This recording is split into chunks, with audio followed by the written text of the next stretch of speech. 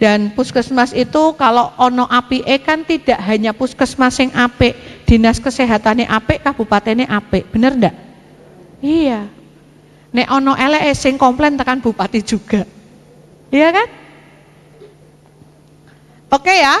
Jadi di sini yang baru adalah jaringan dan jejaring tolong bikin indikator kinerja. Setiap ada indikator berarti ada analisa, evaluasi dan tindak lanjut. Di sini tidak hanya tentang indikator kinerja, tetapi termasuk jadwal nih, disusun dan dilaksanaan program pembinaan terhadap jaringan dan jejaring puskesmas. Program pembinaan jaringan dan jejaring berarti harus ada apa? Jadwal kegiatan pendampingan. Betul nggak? Kalau identifikasi kan ini apa saja yang ada di kita jaringan dan jejaring ini loh. Dilaksanakan program pembinaan terhadap jaringan dan jejaring. Berarti harus ada jadwal kegiatan. Nah, kemudian dari kegiatan tersebut jalan atau tidak harus dievaluasi dan tidak lanjut. Kalau tidak ada jadwal, nek dhuwure 0 berarti ngisore ya 0. Lah wong indikatore ora ono. Kan harus ada indikator dulu kan? Indikator, wis ada indikator nilainya 10. Identifikasi jaringan dan jejaring cuman data jaringan dan jejaring. Oke. Selanjutnya program pembinaan ada indikatore wis dhuwur 10 tapi nek orang gawe jadwal yang ini nilainya adalah 0. Ya toh? Gawe jadwal tok wis 10. Masalah pelaksanaan program nanti kita bisa melihat evaluasi dan tindak lanjut. Bukti pelaksanaannya harus ada ini di sini. Kalau meng programe tok yo nilainya berarti 5. Tapi saya harap teman-teman semua untuk mensikapi akreditasi ini semua elemen penilaian harus terisi supaya nilainya tidak 0. Apapun itu, analisa tindak lanjut orang ngerti, yang penting ono analisa tindak lanjut sak-sakmu wis. Tulisane opo? Sing penting ono biar nilainya tidak 0 ya. Itu yang saya tekankan. Karena apa? Banyak kebijakan-kebijakan yang harus menguras duit puskesmas yang tidak bisa diselesaikan akhirnya nilainya 0. Padahal nek gawe surat dadine nilainya 5. Dah gitu aja. Pokoknya nek ora iso dikejar dadi 10 meng isone gawe surat, trimo gawe surat wae to 5. Ya kan? Tapi jangan sampai 0. Kalau 0 itu nanti benar-benar zong, tidak ada nilainya. Ya, teman-teman tolong saya nitip pesan benar-benar jangan sampai ada nilai 0. Harus minimal 5. Batang yang paripurna ada berapa? Yang paripurna ada 1. Harus bertahan di paripurna. Yang dasar ada berapa? Lainnya madya sama utama. Madya, utama berapa? Utama ada berapa? 1. Oh. Oke ya. Next, kemudian ke elemen selanjutnya, ke kriteria selanjutnya yaitu 1, 2, 4. Ini ketersediaan data dan informasi melalui penyelenggaraan Simpus. Apakah sudah ada Simpus di puskesmas? Sudah. Simpus isinya apa?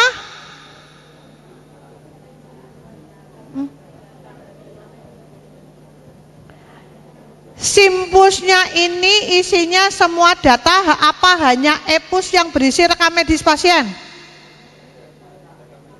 EPUS ya adanya ya. Nah, oke. Saya sudah lihat di beberapa kabupaten. Ini saya komentar aja ya.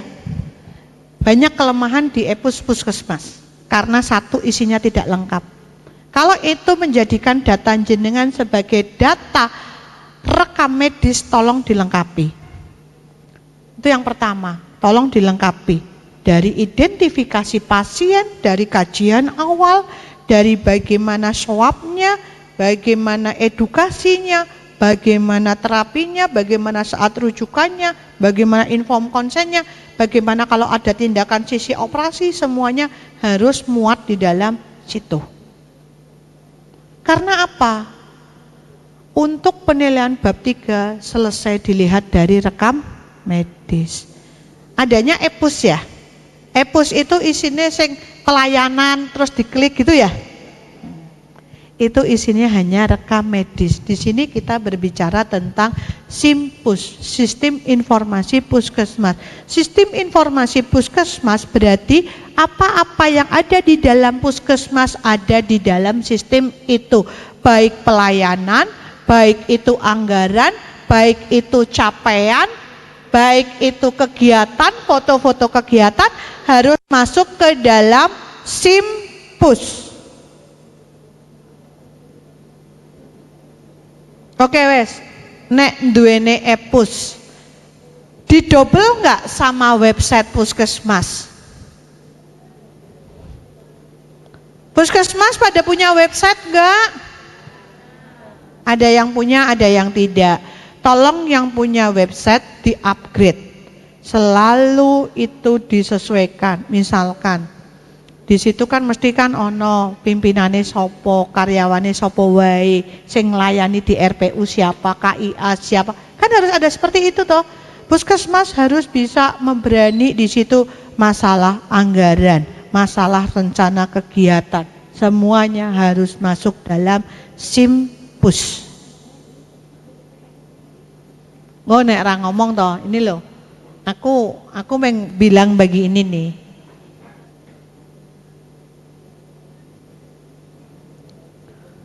Coba nih, bilang ya. Ini aku ngomong ini ya. Saya menerjemahkan dari elemen penilaian. Contoh di C, di D, ya, di D. Data dan informasi tersebut meliputi minimal data dasar, data program, serta data informasi lain yang ditetapkan. Berarti Kapus harus menetapkan apa saja yang ada di SIMPUS. Atau mungkin itu SK dari Dinas Kesehatan. Kemudian yang E. Data dasar terdiri dari identitas. Berarti kan identitas puskesmas toh, termasuk kepala puskesmas dan karyawannya. Wilayah kerja jelas, luas wilayah kita berapa, terdiri dari berapa desa, ya kan? Batas-batasnya juga jelas penduduknya, sumber daya, dan sasaran program puskesmas. Data itu meliputi UKM esensial atau pengembangan, UKP manajemen pelayanan kefarmasian, keperawatan, kesmas dan laboratorium dan PIS-PK. Berarti termasuk IKS-nya masuk enggak? Masuk. Renstra masuk enggak? Masuk. RUK RPK masuk enggak? Masuk. ISO 10 nek WKB masuk. Jadi SIMPUS ini bukan, monggo EPUS boleh silahkan, tapi tolong dilengkapi untuk bisa diakses seperti ini. Rekam medisnya dikunci. Kayaknya kan di EPUS itu sebenarnya ada beranda kayak gitu kan ada ya, halaman-halaman. Tapi begitu itu kosong, isinya onone pelayanan pasien klik kayak gitu, ya kan?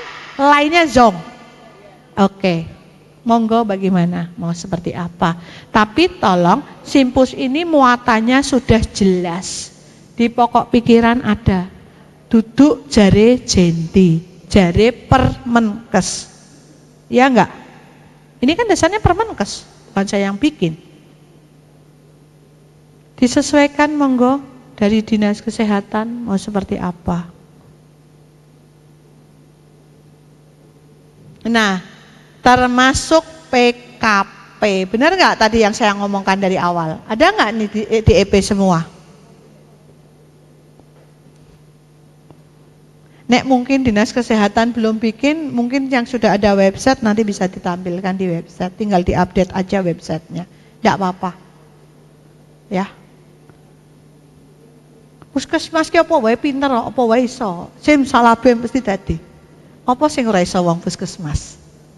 Canggih kalau puskesmas. Nah, kemudian nanti dilakukan evaluasi tindak lanjut. Termasuk kemarin saya lihat kalau EPUS itu kok masih bisa digeser, masih bisa diedit ya rekam medisnya. Terutama di bagian gigi. Gigi itu kemarin saya berusaha ngotak-atik EPUS-nya itu odontogramnya masih bisa kita owai di situ. Nggak kekunci. Coba klik odontogramnya, berubah nanti. Bisa diisi data lain. Kemarin saya sudah coba ngokak-klik beberapa kabupaten yang punya EPUS, itu kelemahannya di situ. Padahal rekam medis begitu save langsung kunci. Tidak bisa diedit. Ini teman-teman yang harus hati-hati, saya mengingatkan kembali untuk retensi rekam medis. Kalau kita sudah menggunakan ERM, masa retensi menjadi 25 tahun. Yang kemarin saat manual kita retensinya adalah 2 tahun, kalau tindakan 10 tahun ya. Tetapi kalau sekarang adalah 25 tahun. Ini ngerinya kalau UUPK besok jalan itu ada konsekuensi tersendiri di kita. Ngerinya di situ. Karena apa? Tindakan yang kita lakukan sekarang 5 tahun ke depan itu masih bisa dituntut. Padahal kita tidak tahu perjalanan penyakit seseorang ini dari hari ini sampai 5 tahun ke depan seperti apa. Makanya saya mohon teman-teman ngisi rekam medis yang benar. Simpus juga seperti itu, di dalam Simpus sudah ada beberapa autotek di situ ya. Kayaknya meskipun ada autotek tetap harus ditambahi dengan kata-kata yang lain. Contoh, kenapa saya ngomong, misalkan pasien batuk pilek berdahak. Batuk pilek berdahak. Oke ya. Begitu oke, pemeriksaannya batuk pilek berdahak, mungkin pemeriksaannya nggak dilakukan, apakah ada ronhi atau tidak, seperti itu ya. Pemeriksaannya mestinya seperti itu. Begitu keluar resepnya adalah amoksisilin, paracetamol, dexamethasone, asetilsistein, misalkan begitu. Ini saya hanya ngomong saja. Apakah dengan batuk pilek berdahak ini sudah sesuai dengan kriteria kita harus mengeluarkan amoksisilin? Tidak, harus ada tahu gejala-gejala apa yang harus diberikan antibiotik. Karena ini merupakan bagian penilaian dari PPI tentang penggunaan antimikroba. Benar Pora? Selain dari itu saya bisa, makanya saya ngomong, ngisi rekam medis sing hati-hati dan kudu lengkap karena bisa menilai dari depan sampai belakang. Kelengkapan isi rekam medisnya berarti tidak lengkap karena meng batuk pilek berdahak. Batuk pilek berdahak, anamnesa selanjutnya kan mestinya sudah berapa lama, disertai mungkin ada panas atau tidak, demam atau tidak, kan seperti itu, ya kan? Sehingga muncul obatnya nanti match. Kemudian di situ kalau tidak dilakukan, saiki wong batuk pilek, mungkin teman-teman semua menyarankan apa? Jangan makan gorengan, istilahnya gitu. Kalau enggak banyak minum. Pak banyak minum ya. Tapi nek orang mbok tulis berarti tidak ada komunikasi di situ. Nah, ini karena saya membahas sistem informasi karena yang ada di sini adalah EPUS yang notabene isinya adalah rekam medis, jadi saya ngomong masalah itu. Apakah layak itu rekam medis disebut lengkap? Tidak. Jadi begitu saya ngomong rekam medis itu dari identifikasi pasien. Nek identitas pasien ora ditulis lengkap toh, berarti identifikasi ini wis ora benar. Begitu ngisi swabnya seperti apa ora pas, ya berarti tidak ada. Berarti kalau edukasinya tidak diberikan, tidak ditulis, ya berarti komunikasi efektif, baik itu tentang kelengkapan isi rekam medis ataupun sasaran keselamatan pasien ataupun PPI, match apa enggak harusnya? Match. Jadi nek nggarap saka ngarep tekan mburi kudu nyambung. Jadi teman-teman itu nggarap rekam medis itu tidak hanya melulu rekam medis, karena kita bisa menilai dari sasaran keselamatan pasien, kelengkapan isi rekam medis, dari PPI-nya, lengkap semuanya. Ngomong toh di situ, oke, kita penggunaan antimikroba sudah benar, tapi ternyata kalau rekam medisnya buktinya seperti itu, yang mau narap 10 tadi 5. Buktinya nyata. Nah, teman-teman, yang susah itu adalah bukti. Begitu implementasinya nggak pas, itu yang jeglongke nilai. Maka ayo mulai dari sekarang kita harus merubah perilaku kita. Tanpa kita merubah perilaku, saya yakin tidak akan berhasil. Karena apa? Basicnya semua sekarang adalah PPI. Contoh neng puskesmas, biasanya neng puskesmas ono panggonan setitik nggo nyelesepke barang. Bener ora? Akeh wong nyusuh. Wong kadangan wae kerja senek eman-eman dibuak sesuk kena nggo wadah apa? Terus kaleng-kaleng. Wah, itu biasanya itu di puskesmas itu banyak yang seperti itu. SPJ, bukan SPJ ya, laporan kegiatan entah berantah dari tahun berapa numpuk di situ terus. Padahal semua dokumen itu ada masa retensinya. Tapi kalau SPJ yang urusannya duit, ojo mbok buat cepet-cepet, 5 tahun masih harus disimpan di gudang. Kalau kui hilang wassalam. Kita kan nggak tahu. Makanya yang jadi kepala puskesmas tingkat keberhasilannya, pokoknya pejabat kuwi tingkat keberhasilannya nek lulus rampung pensiun ora keteno KPK. Kan tingkat keberhasilan sekarang itu. Oke? Simpus berarti belum clear ya, Simpus ya? Belum. Website punya? Yang ada websitenya tolong data-datanya diberesin ya, diupdate ya semuanya. Oke. Nah, ini kemudian 125 penyelenggaraan UKM dan UKP dilaksanakan dengan pertimbangan etik dalam mengambil keputusan pelayanan. Ya. Ini penyelenggaraan ya. Jadi ini sebenarnya bisa aja sih etiknya itu kan, penyelenggaraan itu kan baik kita selaku penyelenggara ataupun selaku penerima, ya kan? Yang menyelenggarakan puskesmas, yang menerima layanan adalah masyarakat. Bisa itu etiknya dari masyarakat, bisa itu dari internal kita, ya kan? Nah, ini juga sesuatu hal yang baru yang ada di puskesmas, ya. Ini tadi dari kriteria 1, 2 yang atas ini,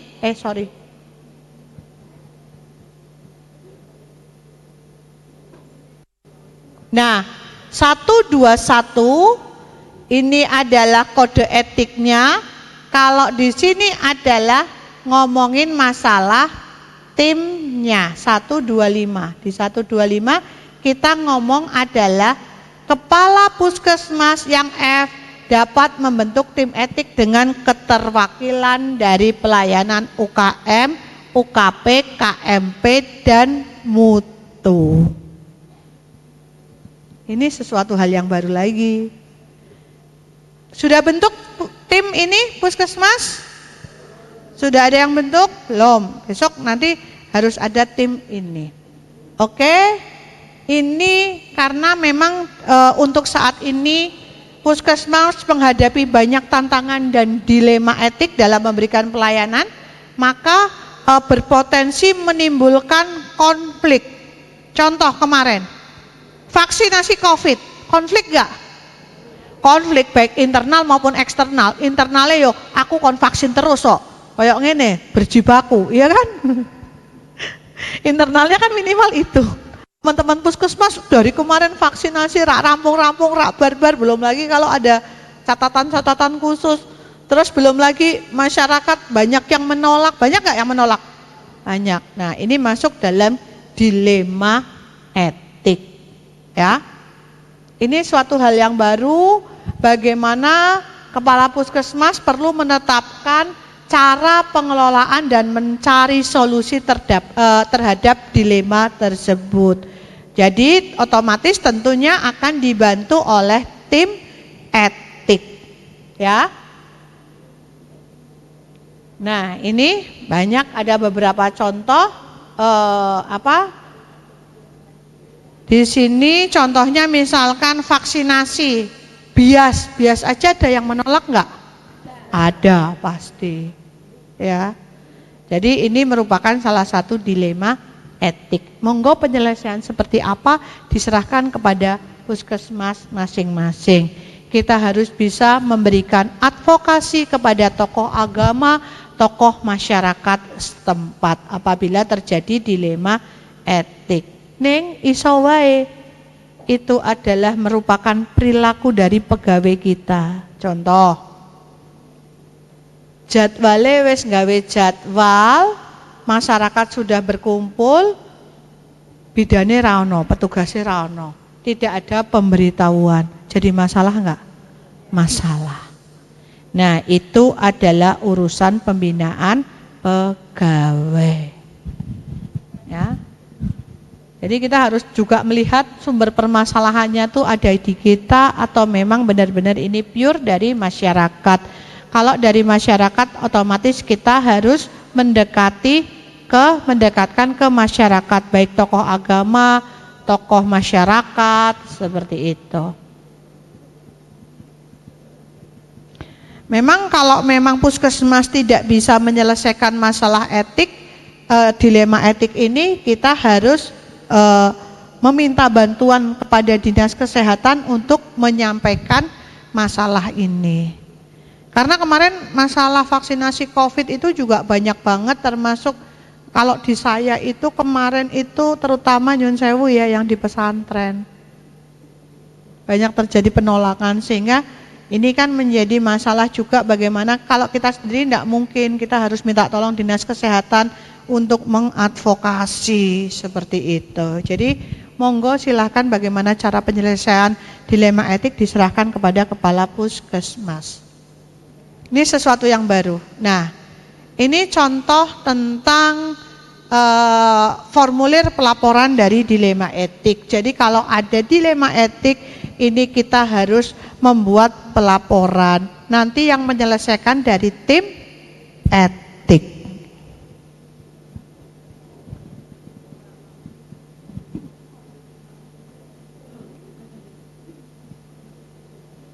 Ya, bagaimana pelaporannya nanti diselesaikan.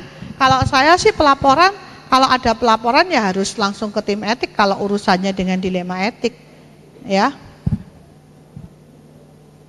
Oke, ada pertanyaan? Oke.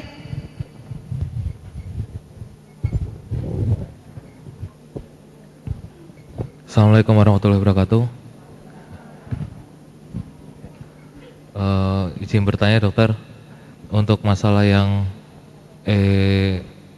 empus yang tadi itu kalau misal data RM-nya untuk akreditasi diambil dari misal dari 2022, kalau kita sudah terlanjur dari 2022 itu isinya itu rekam medisnya itu seadanya tidak tersusun dengan baik, solusinya gimana ya dok? Sedangkan kita sudah tidak pakai yang manual lagi, sudah pakai yang itu tok gitu dokter.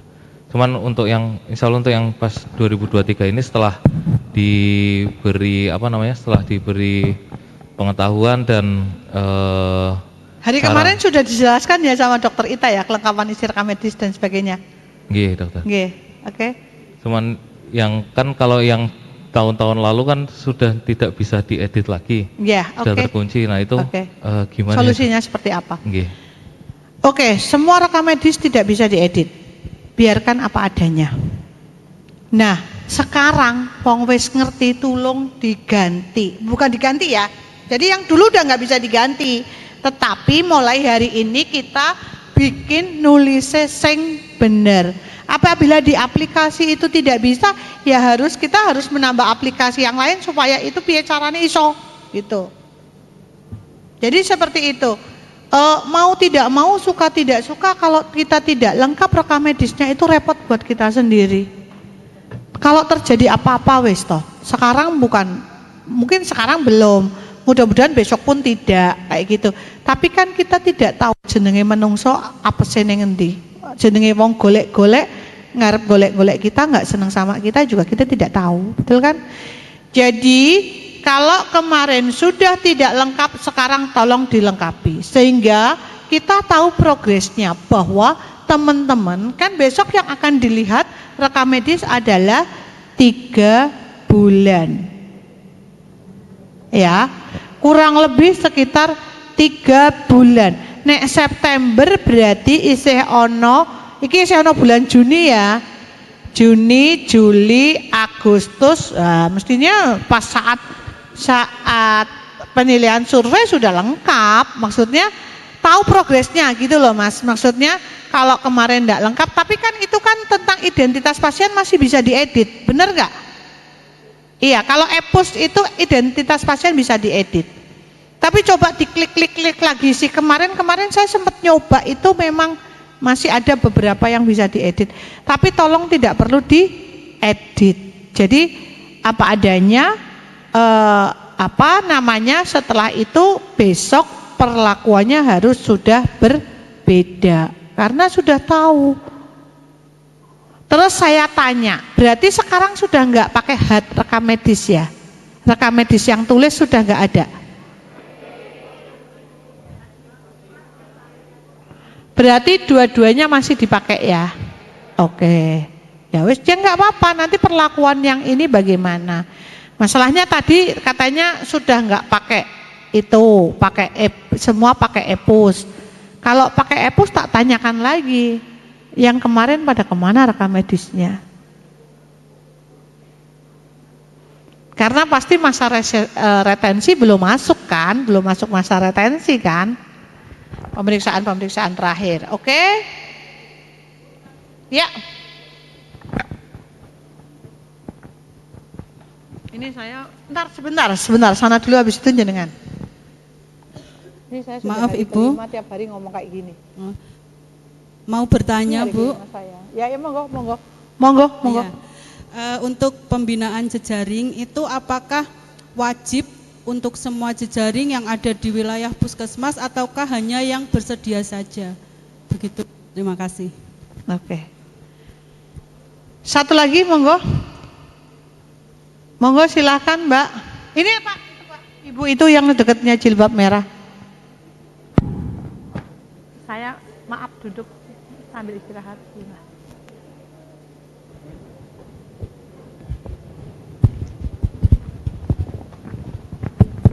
Izin bertanya Bu, untuk survei kepuasan pelanggan itu dasar jumlahnya apakah ditentukan atau yang mendasari itu jumlahnya berapa Bu? Apa populasinya itu diambil dari mana Bu? Jumlahnya yang kami pertanyakan. Terima kasih. Oke, yang pertama tadi tentang jaringan dan jejaring. Tentang jaringan dan jejaring, otomatis mau tidak mau, suka tidak suka, fasilitas pelayanan kesehatan seluruh, baik itu dokter praktek mandiri, klinik, laboratorium, bidan praktek mandiri yang swasta, perawat praktek mandiri, semua menjadi jejaring puskesmas. Itu sudah otomatis, tidak hanya yang mau ikut atau tidak. Itu merupakan bagian kita di puskesmas untuk pembinaan kepada fasilitas kesehatan yang ada di wilayah kita. Jadi seperti itu nggih? Iya, betul. Jadi harus ada MOU. Seperti apa? Oh iya teman-teman, di dalam MOU mungkin sekarang kita juga harus sudah ada indikator penilaian kinerjanya. Ya. Penilaian MOU itu sekarang juga dengan menggunakan indikator penilaian kinerja. Oke, kemudian ini masalah survei kepuasan pelanggan. Survei kepuasan pelanggan kalau di sini pemerintah daerah bikin enggak tiap bulan? Yang wajib dari Pemda? 6 bulan. Mau seperti itu monggo, mau seperti apa monggo. Kita serahkan kepada puskesmas. Kalau tempat saya memang survei kepuasan itu bulanan. Bulanan. Jadi saya itu sudah punya, jadi di masing-masing ruangan itu saya sudah punya barcode, yang barcode itu nanti berisi survei kepuasan, yang setiap pelanggan masuk membawa handphone pasti saya suruh barcode untuk mengisi survei kepuasan.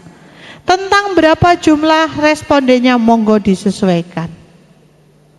Begitu. Menghitungnya mau pakai apa? Silahkan. Misalkan pakai sampel size kalkulator boleh. Ya. Jumlah responden silahkan ditetapkan. Gitu. Kalau saya sih memang setiap hari bikin. Karena memang semua ruangan di tempat saya itu sudah ada barcode survei kepuasan. Nek ra percaya sesuk tak potokke kapan-kapan. Jujur saya saking terobsesinya pengen menjadikan puskesmas yang dasar menjadi paripurna. Makanya saya sampai bikin apapun tak bikin selengkap-lengkapnya, tapi itu by sistem. Selama sistemnya tidak berjalan, membikin apapun di bawah tetap ora nyambung. Yang penting sebagai leader kita harus bisa membikin sistem itu berjalan. Yo, disengit ya wis lumrah to karyawan sengit karo aku. Terserah to wong aku dadi pimpinan kok. Saya pun punya hak prerogatif kok. Tapi kalau senang semua saya yakin enggak. Pasti semua pimpinan pasti ada yang benci di puskesmasnya. Dan itu saya yakin seyakin-yakinnya. Dan aku bodoh amat. Wong aku wis dadi pimpinan yang kene kok. Kalau aku gitu. Mau gue pikirin. Mau tidak mau, suka tidak suka kan harus hidup bersama saya. Karena wong sing aku yo ora njaluk dadi pimpinan yang kono. Kalau saya begitu. Bener enggak? Wong itu SK dari bupati kok. Oke ya, jadi ini tadi masalah pelaporan etik, monggo dilaporkan kepada tim etik yang dibentuk oleh puskesmas.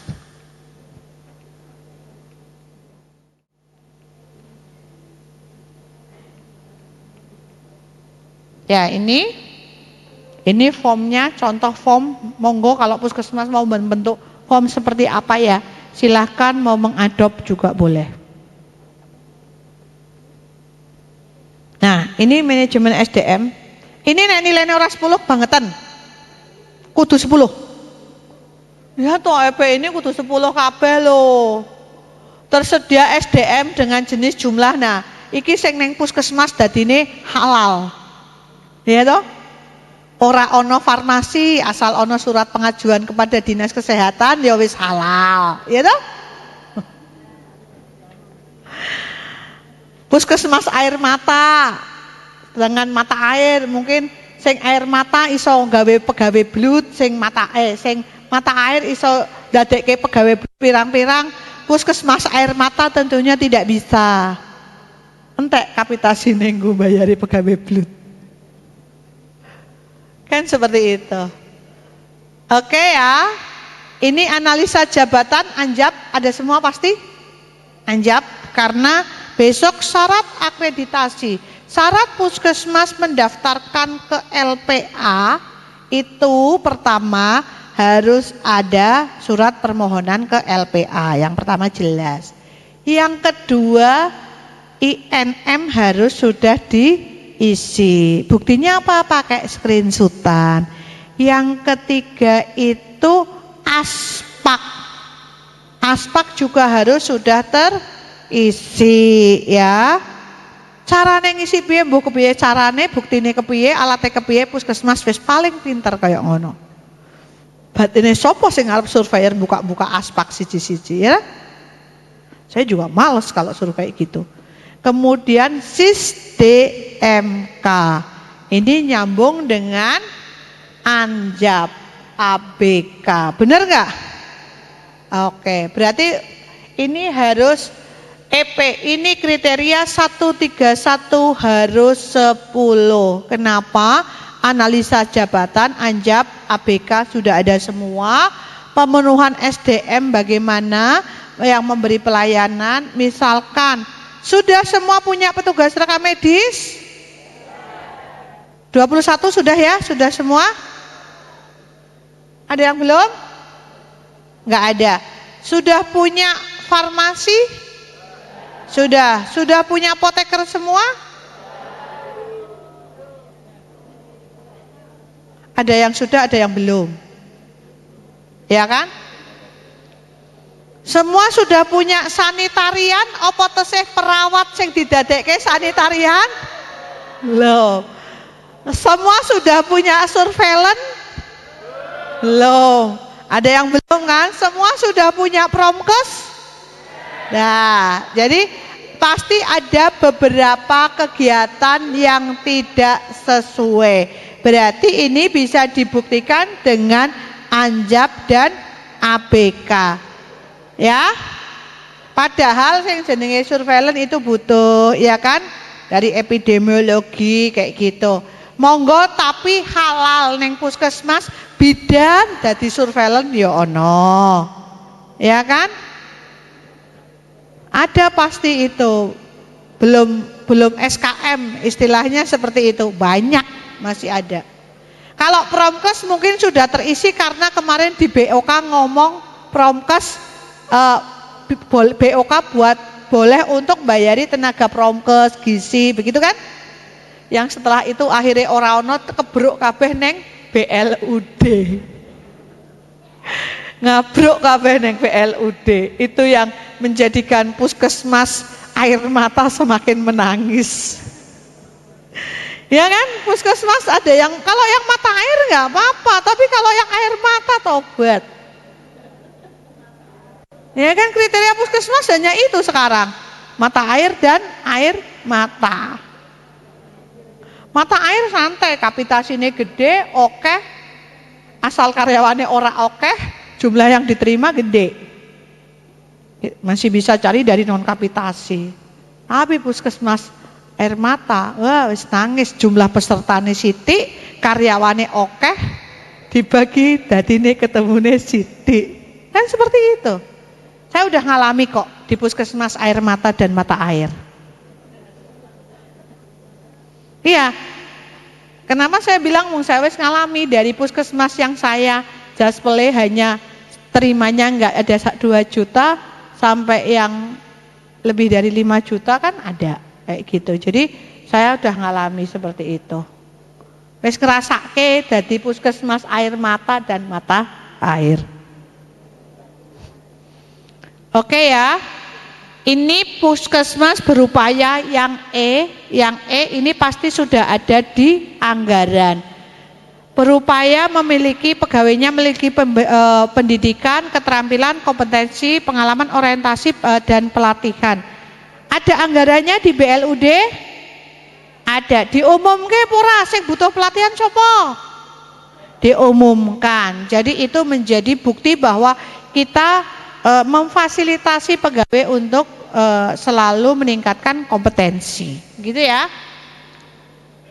Oke, ini ada semua. Kalau ini saya rasa puskesmas harus clear di EP ini. Di EP ini tadi 131 ini harus clear.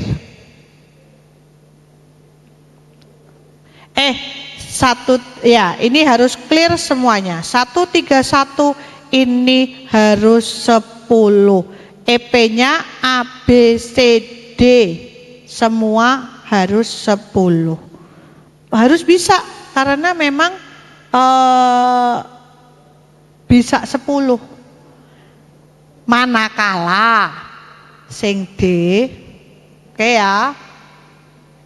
Sing D iki manakala Dinas Kesehatan juga harus bekerja sama dengan puskesmas. Kenapa? Yang tadi saya sebutkan di sini kita ngomong terdapat bukti puskesmas mengusulkan kredensial dan atau rekredensial tenaga kesehatan kepada tim kredensial Dinas Kesehatan.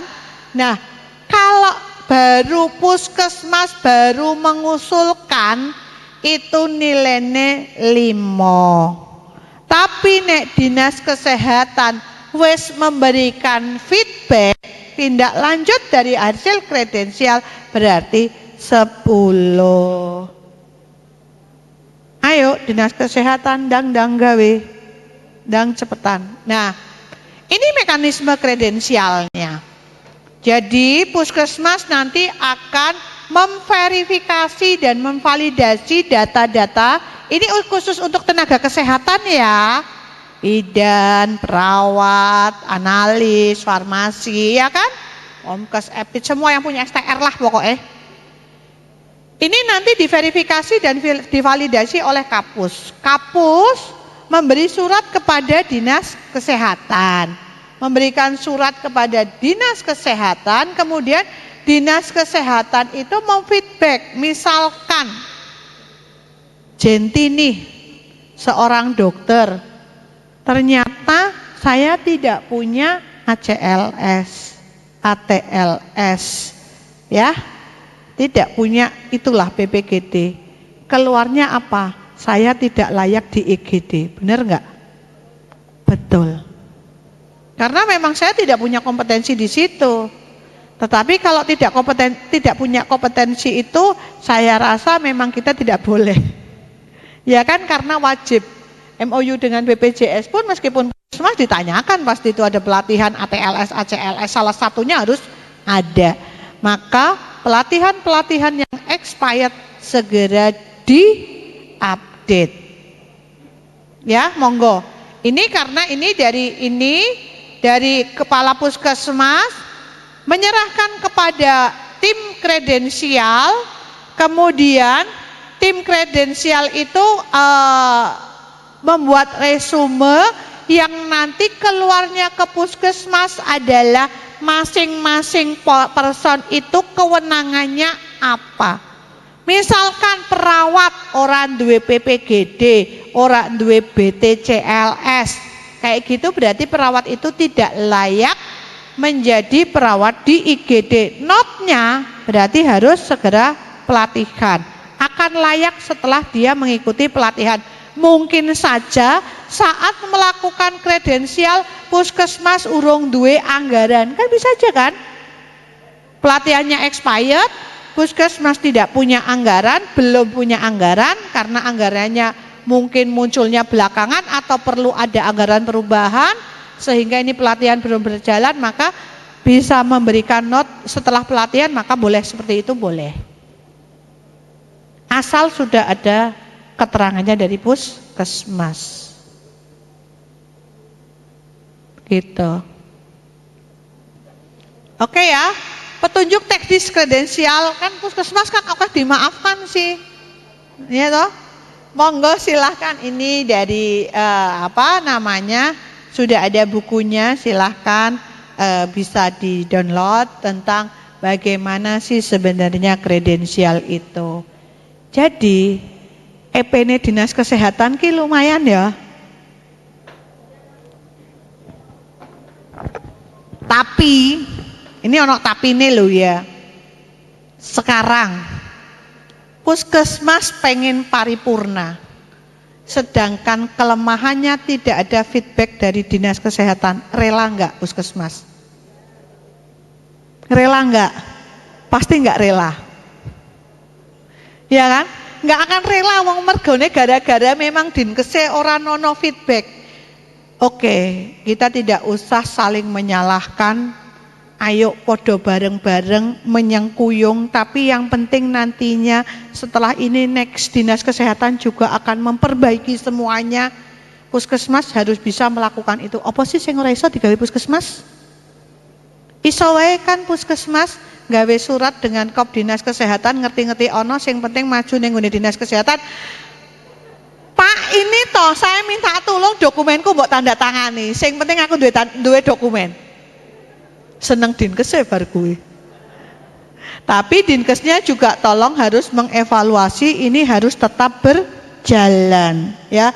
Meskipun puskesmas bisa aja membuat dokumen seperti itu. Emangnya surveyornya ngerti? Ora. Bisa aja puskesmas bohong seperti itu. Dan sah wong ono hitam di atas putih.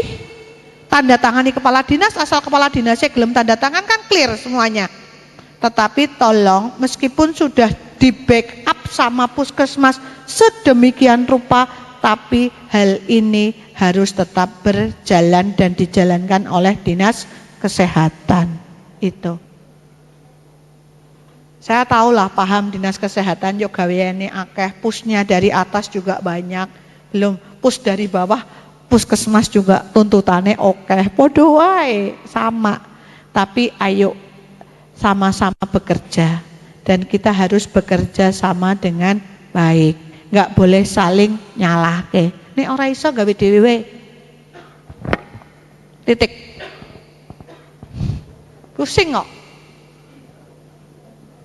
Lalu sekarang toh, misalnya tim TPCB di Dinas Kesehatan ini, berarti kan termasuk ini kan sebenarnya. Tim TPCB datang ke puskesmas enggak? Iya. Evaluasinya ada enggak? Apa? Feedbacknya diberikan apa enggak? Hah? Tidak, belum. Diberikan. Oke, semuanya tim TPCB datang ke puskesmas memberikan tentang apa? TPCB, tim pembinaan klaster binaan. Pembinaannya berupa apa di puskesmas yang sudah didatangi tim TPCB? Coba evaluasi apa? Evaluasi kinerja. Oke, selain kinerja ada tidak? Hah? Sarpras, selain sarpras? Apakah itu diselenggarakan dalam evaluasinya pada saat satu kali pertemuan TPCB itu? Ataukah bersambung? Berapa kali bersambung? 2 kali. Oke. Selain kinerja ya. Tadi kan evaluasi PKP ya. Kinerja, sarpras, apalagi? SDM. Terus apalagi? Keuangan, terus apalagi? Tata graha, terus apalagi? Farmasi, semuanya pelayanan. Oke, terus apalagi? Perencanaan. Oke, mutu dilaksanakan enggak? Wong kowe urung duwe indikator mutu kok. Loh, aku tanya tadi katanya belum bikin profil indikator. Bagaimana akan mengevaluasi mutu kalau tidak punya indikator? Profilnya belum dibikin. Jong. Jadi gini, TPCB itu sebenarnya untuk memahamkan standar elemen akreditasi itu hanya subbagian kecil banget. Yang utama itu memang peningkatan mutu dan keselamatan pasien, PKP, manajemen, itu memang semuanya harus dilakukan oleh tim TPCB. Nah, ini mah sebagian kecil banget. Puskesmas udah jalan. Ngonglat programnya tiap bulan yo laporan, ya enggak? Nah, ini mungkin yang perlu adalah ditetapkan dinas kesehatan adalah tim kredensial. Ini setiap pegawai 132 ini urean tugas sama enggak dengan tadi struktur? Sama. Jadi orang ngulang-ngulang meneh ya, teman-teman. Tadi struktur organisasi, ada enggak urean tugasnya? Ada nggak masing-masing pegawainya? Kan tadi saya juga sudah bilang toh, ngomong urean tugas masing-masing pegawai. Yang ini akan dibuktikan pada kriteria 132 juga. Jadi ini orang ngulang gawe file meneh. Tadi yang saya bilang ini melekat pada setiap pegawai. Ingat nggak tadi saya ngomong begitu? Iya. Yes. Clear. Bukan berarti ada EP metu dokumen, tetapi ini adalah bagian dari apa? Dokumen terkendali. Bagian dari pengendalian dokumen. Karena apa? Dokumennya kan masuk ke masing-masing pegawai. Benar nggak? Urean tugas masuk ke masing-masing pegawai. Dokumen dasarnya mau. Awal ada kan sudah di struktur.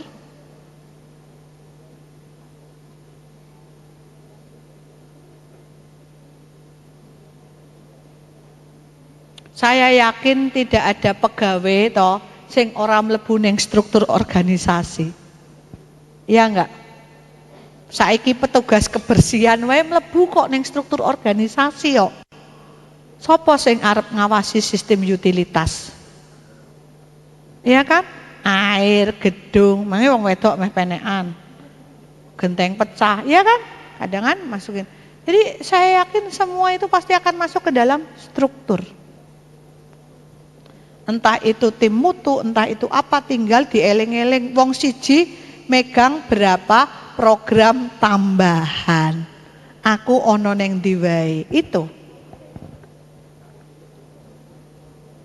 Nah ini tupoksinya memperhatikan jenis pelayanan ya, bagaimana tentang jabatan fungsional.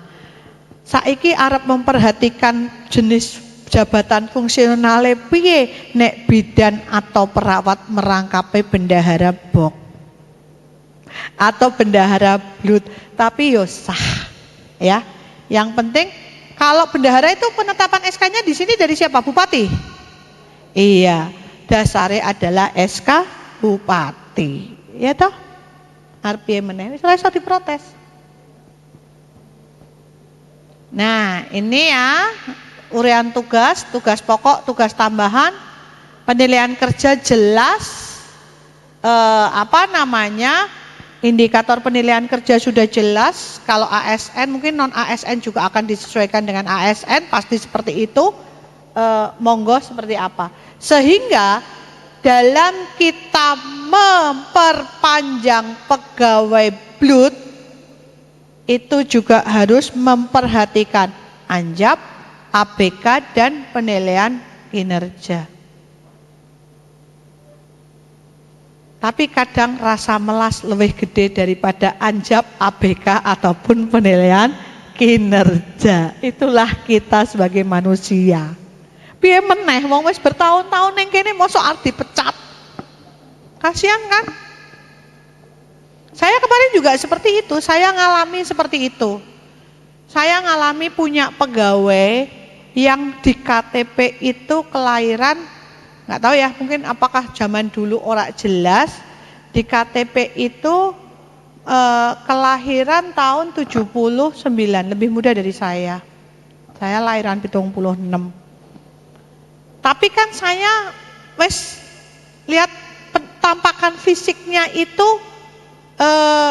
ora mungkin. Jadi itu semua data KTP, KK semuanya itu tahun itu.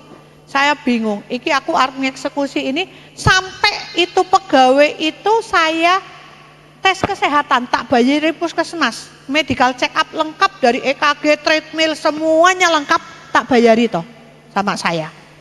Saking aku bingungnya, iki aku apalagi ya cara saya dilalah itu. Saya menemukan satu dokumen sampai saya ngeluruk ke KUA. Dokumen catatan pernikahan di KUA itulah kebongkarnya. Di situ ada catatan pernikahan yang tanggal lahir semua datanya lengkap berbeda dari awal. Clear? Akhirnya itu saya berhentikan. Karena memang usianya sudah 58 tahun, untuk pegawai THL kan tidak bisa 58. Ya mau nggak mau, suka tidak suka ya kita harus cut pegawai itu, meskipun aku ya mesakno.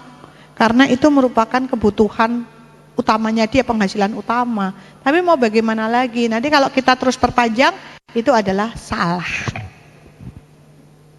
Selaku pimpinan harus berani yang seperti itu. Selama kita berpijak pada aturan perundang-undangan, insya Allah kita akan benar, akan dilindungi. Oke.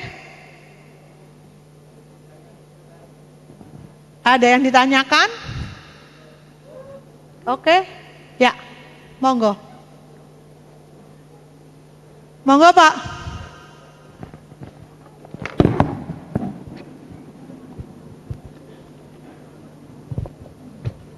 Izin bertanya Bu, ini berhubungan dengan kredensialing. Ini berdasarkan pertemuan kemarin pas ada rekredensialing untuk puskesmas yang dilakukan oleh Dinas Kesehatan, bahwa berdasarkan Menkes, sebentar Bu, Permenkes nomor 43 tahun 2019 pasal 20 dan Surat Edaran Dirjen Yankes nomor HK 07.01-147/2020 itu yang berhak diakredensialing yaitu cuma 4 tenaga medis Bu ya, termasuk dokter. Ya. Betul. Terus ini hubungannya dengan pemenuhan untuk penilaian akreditasi ini yang di luar tenaga medis 4 tersebut, proses kredensialingnya bagaimana Bu? Jadi apakah itu harus tetap dipenuhi atau bagaimana? Terima kasih. Monggo silahkan diatur masing-masing, karena ada undang-undang otonomi daerah. Betul enggak? Kita enggak tahu, silahkan kalau Dinas Kesehatan mau menentukan cuma bidan, perawat kan gitu kan? Dokter gigi, bener kan? Dan itu tim kredensial itu melibatkan organisasi profesi, tidak hanya Dinas Kesehatan sendiri. Karena yang menentukan kredensial itemnya apa aja adalah organisasi profesi, salah satu diantaranya. Jadi seperti itu. Dengan untuk pemenuhan unsur elemen penilaian di akreditasi itu sendiri gimana Bu? Nah sebenarnya cuman itu, sama. Jadi kita lihat kembali lagi kepada ini Mas. Nah ini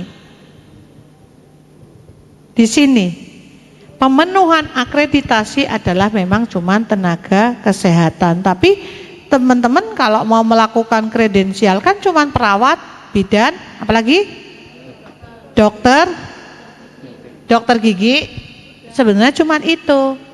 Tapi kalaupun memang kredensial ini mau dilakukan untuk semuanya, monggo saja. Karena mungkin itu juga untuk nyun sewu ya, terutama yang non ASN, untuk kelangsungan mau diperpanjang atau tidak. Ya toh? Termasuk tenaga medis yang kayak perawat gigi, laboratorium iya, dan sebagainya semua. Kan? Iya monggo. Kalau mau dilakukan silakan, tidak masalah. Kalau dilengkapi semuanya tidak masalah. Karena itu adalah tenaga medis. Misalkan tenaga non medis, puskesmas mau melakukan, istilahnya nyuwun sewu ya, ini bukan penilaian kredensial juga, sebagai itu salah satu penilaian kinerja lah, kita sebut penilaian kinerja. Boleh. Wong asal ono SK-ne kapus kuisah apapun. Bener nggak? Asal ada SK kapus loh ya, sah itu. Misalkan Dinas Kesehatan menetapkan untuk yang lain, tidak hanya perawat, baik perawat umum maupun perawat gigi, dokter umum ataupun dokter gigi, bidan. Selain itu mau menetapkan farmasi, boleh aja, kenapa enggak? Wong itu aturannya Dinas Kesehatan kok. Kan tinggal panggil organisasi profesi, mau seperti apa? Boleh? Iya, turunannya ke bawahnya, karena memang dari Permenkes sebenarnya memang itu tok Mas.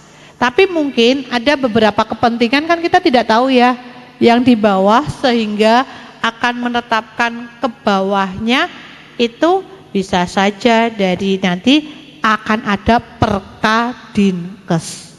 Iya kan? Loh kalau turun Perkadinkes ngapain? Boleh kan? Oke, seperti itu. Tapi sebaiknya ya memang sesuai. Monggo dipelajari tentang kredensial tenaga kesehatan. Karena apa? Puskesmas kan belum tahu apa yang akan dikredensial, soalnya dinas belum ada timnya. Betul nggak? Betul, karena harusnya dasarnya adalah oke, dinas kesehatan ngomong puskesmas dikredensial, yang akan dikredensial apa aja? Suratnya sudah ada, benar nggak? Benar, kita nggak akan tahu apa yang akan dikredensial karena belum ada dari dinas kesehatan. Cuman mungkin puskesmas memang mau memenuhi elemen penilaian ini. Akhirnya puskesmas gawe dewe seolah-olah antara puskesmas dan dinas kesehatan itu sudah match.